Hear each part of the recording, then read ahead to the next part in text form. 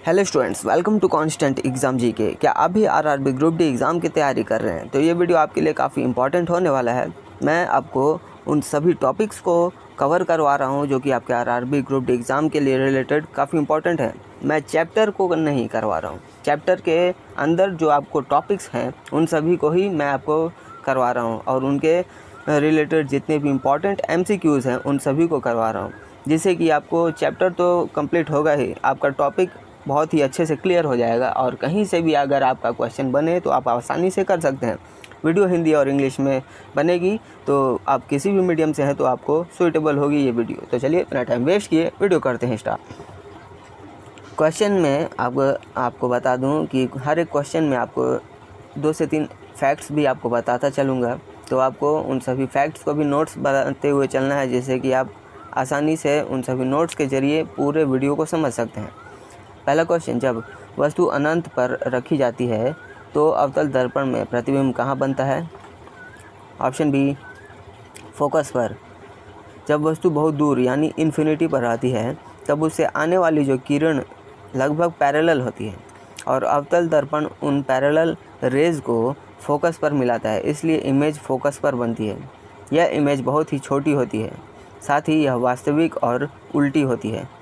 यह बोर्ड परीक्षाओं में बहुत बार पूछा जाता है। टिक मार्क कर लीजिएगा, स्टार मार्क। नेक्स्ट क्वेश्चन, अनंत पर वस्तु रखने पर बनने वाले प्रतिबिंब का स्वभाव क्या होता है? वास्तविक और उल्टा, अभी मैंने आपको बताया है।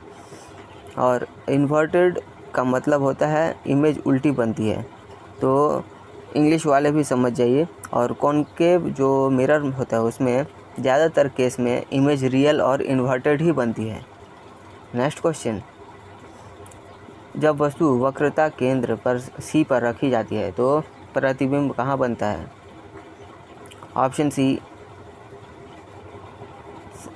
पर बनता है। यदि वस्तु C पर रखी जाती है तो इमेज भी C पर ही बनती है। इस केस में इमेज का साइज ऑब्जेक्ट के बराबर होता है। यह इमेज वास्तविक और उल्टी होती है। यह सबसे इम्पोर्टेंट केस माना जाता है क्योंकि एग्ज़ाम में बार बार पूछा जाता है। स्टूडेंट्स जो होते हैं उसको ये क्वेश्चन जो मैं आपको बता रहा हूँ इसमें C पर जो वस्तु है C पर ही इमेज याद रखना होगा, ठीक है।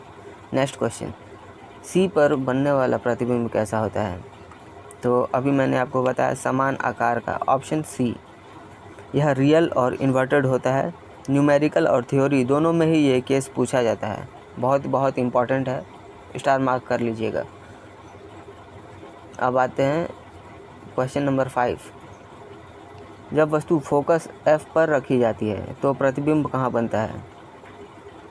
ऑप्शन सी, अनंत पर बनता है। जब वस्तु फोकस पर रखी जाती है तो रिफ्लेक्टेड जो रेज होती हैं वो पैरेलल हो जाती हैं और पैरेलल रेज कभी मिलती नहीं है, इसलिए इमेज इन्फिनिटी पर बनती है और यह इमेज बहुत बड़ी मानी जाती है। साथ ही यह रियल और इन्वर्टेड होती है। यह कॉन्सेप्ट रे डायग्राम में बहुत महत्वपूर्ण है। नेक्स्ट क्वेश्चन, फोकस पर वस्तु रखने पर बनने वाला प्रतिबिंब कैसा होता है? राइट आंसर होगा ऑप्शन सी, बहुत बड़ा। इसमें बनने वाली इमेज को बहुत बड़ा माना जाता है, इसलिए इसे हाईली इनलार्ज्ड कहते हैं। स्टूडेंट्स इसे F इन्फिनिटी बड़ा इमेज के रूप में ज़रूर याद रखिएगा। एग्ज़ाम का ट्रिक ये आपको बता रहा हूँ, तो ये इस ट्रिक को आप ज़रूर याद रखिएगा। फिर से बता रहा हूँ, F यानी इन्फिनिटी, इमेज बड़ा होगा। नेक्स्ट क्वेश्चन, जब वस्तु P और F के बीच रखी जाती है तो प्रतिबिंब कहाँ बनता है? दर्पण के पीछे बनता है और यह इमेज मिरर के पीछे बनती है जो कि ऑब्जेक्ट P और F के बीच होता है। यह इमेज वर्चुअल और इरेक्ट होती है, साथ ही इमेज बड़ी दिखाई देती है। इसे एक्सेप्शन केस कहा जाता है क्योंकि बाकी अधिकतर इमेजेस रियल होती हैं। P और F के बीच बनने वाला प्रतिबिंब कैसा होता है? ऑप्शन बी, आभासी और सीधा होता है। वर्चुअल इमेज में स्क्रीन पर प्राप्त नहीं किया जा सकता है। यह इमेज सीधी और बड़ी होती है। इसी कारण शेविंग मिरर में कॉनकेव मिरर का उपयोग किया जाता है। यह बहुत महत्वपूर्ण एप्लीकेशन बेस्ड क्वेश्चन है। देखिए, कौन सा प्रतिबिंब स्क्रीन पर प्राप्त नहीं किया जा सकता? ऑप्शन बी, आभासी प्रतिबिंब को। जब वर्चुअल इमेज वास्तव में रेज के मिलने से नहीं बनती है, बल्कि रे पीछे से आती हुई प्रतीत होती है, इसलिए इसे स्क्रीन पर नहीं लिया जा सकता। कॉनकेव मिरर में P और F के बीच यही इमेज बनती है और ये कॉन्सेप्ट थ्योरी में बहुत बार पूछा जाता है, याद रखिएगा। नेक्स्ट क्वेश्चन, शेविंग मिरर के रूप में कौन सा दर्पण उपयोग होता है? ऑप्शन सी, अवतल दर्पण। कॉनकेव मिरर यानी अवतल दर्पण जब ऑब्जेक्ट को P और F के बीच रखा जाता है तब बड़ा और सीधा इमेज देता है, इसलिए शेविंग मिरर में इसका उपयोग किया जाता है। अब आइए क्वेश्चन नंबर 11 में, कार की हेडलाइट में अवतल दर्पण का उपयोग क्यों किया जाता है? राइट आंसर ऑप्शन बी, समानांतर किरणें देता है इसलिए। जब बल्ब को कॉनकेव मिरर के फोकस पर रखा जाता है तब रिफ्लेक्टेड रेज पैरेलल बन जाती है और पैरेलल रेज दूर तक जाती हैं, इसलिए कार हेडलाइट में कॉनकेव मिरर का उपयोग होता है। यही प्रिंसिपल टॉर्च और सर्च लाइट में भी होता है। डॉक्टर कान और गला देखने के लिए कौन सा दर्पण उपयोग करते हैं?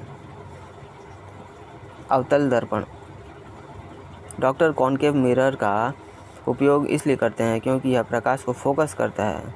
इससे तेज रोशनी किसी विशेष भाग पर डाली जा सकती है, साथ ही बड़ा इमेज भी प्राप्त होता है, इसलिए मेडिकल एग्जामिनेशन में इसका उपयोग होता है। अवतल दर्पण में कौन सा केस एक्सेप्शन माना जाता है? वस्तु P और F के बीच। Option C is the right answer. अनंत पर बनने वाला प्रतिबिंब सामान्यतः कैसा होता है? तो आपको मैंने बताया है पिछले क्वेश्चन में। राइट आंसर ऑप्शन सी, बहुत छोटा। नेक्स्ट क्वेश्चन है, अवतल दर्पण के वक्रता केंद्र को किससे दर्शाते हैं? ऑप्शन सी से दर्शाते हैं। अवतल दर्पण का फोकस कहाँ स्थित होता है? राइट आंसर ऑप्शन बी, दर्पण के सामने। अवतल दर्पण को और किस नाम से जाना जाता है? अभिसारी दर्पण। Option B. अवतल दर्पण में कौन सा प्रतिबिंब सीधा बनता है? ऑप्शन डी, वस्तु P और F के बीच, इसलिए यह स्पेशल केस माना जाता है। कौन सा दर्पण वास्तविक और आभासी दोनों प्रकार के प्रतिबिंब बना सकता है? ऑप्शन सी, अवतल दर्पण, और ये ऑब्जेक्ट को पोजीशन के अनुसार दोनों प्रकार की इमेज बना सकता है। अधिकांश पोजीशन पर रियल इमेज बनती है, लेकिन P और F के बीच जो वर्चुअल इमेज बनती है यही इसकी विशेषता है। दर्पण के पीछे बनने वाला प्रतिबिंब हमेशा कैसा होता है? आभासी। Option B. सो स्टूडेंट्स, ये थे जितने भी इम्पोर्टेंट क्वेश्चंस थे, उन सभी को मैंने इस वीडियो में कवर किया है। आशा करता हूँ आपको इस वीडियो से हेल्प मिली होगी।